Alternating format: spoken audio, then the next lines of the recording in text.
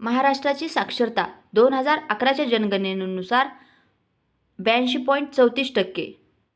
पुरुष साक्षरतेमध्ये सर्वाधिक असणारे जिल्हे: पहिला मुंबई उपनगर 94.28%, दुसरा नागपूर 93.76%, तिसरा सिंधुदुर्ग 93.68% आणि चौथा गोंदिया 93.54%.